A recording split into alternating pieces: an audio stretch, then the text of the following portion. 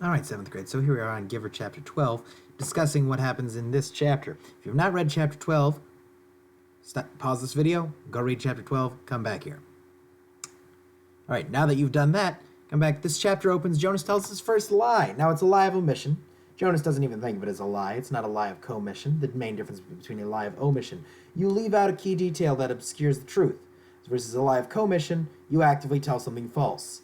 Lie of omission. Lie of omission, you don't let someone know their car is out of gas. Lie of commission, yeah, your car's got gas in it. Key difference right there. Jonas, however, is feeling isolated from all his classmates because he cannot share his training with them. I want you guys to take a moment to think about an experience where you felt isolated because you have experiences your peers lack. If you want to share, you can go ahead and leave that in the comments section down below. That said, he's feeling the isolation for more reasons than one. He's going to feel more isolated in this because he has experiences that no one else has except the giver.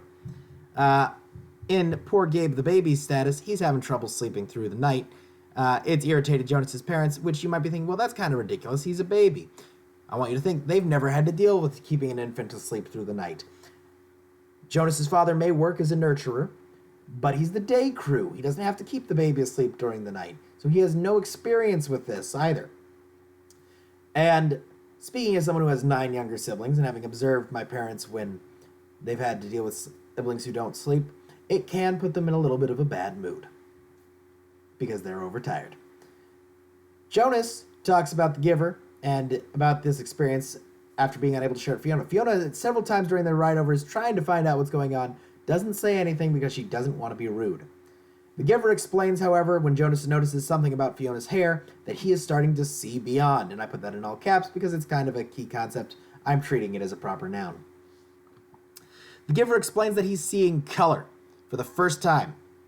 He describes that it went away when the decision was made to go to sameness, which I should also capitalize because that seems like it's a unique concept and worthy of capitalization as a proper noun. Now, this sameness decision got rid of color, but it also got rid of a lot of other things, and there's been a lot of good that's been done from it. And they discuss this a little more in the next chapter. The giver sends Jonas back through the memory of the sled. Jonas thinks hard and recalls the memory about sledding, and he looks at the sled and he realizes that he doesn't realize what it is, but it has this quality to it. And he's trying to come up with words, and he tries really hard, but he can't come up with anything.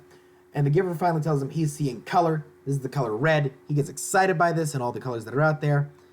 Jonas says we should have all these colors all the time. The giver responds that, hey, he's coming into wisdom much more quickly than he did. Now, there are no colors in this society. I want you to think about a world without color. What would that be like? If anyone here is colorblind completely, I apologize in advance because you don't have to imagine. But for the rest of us, imagine that there is no color. You would not see how brightly pink my shirt is, or how brightly green my socks are, or how the yellow of my walls is. You would not get to experience all of that. So I want you to think about what a world without color would be like, and just take a moment. Again, if you want to put your thoughts on that, you can leave them in the comments right below. And I will be streaming again for you guys tomorrow, and you will have the next chapter video posted tomorrow at 8:30. Take care, 7th grade.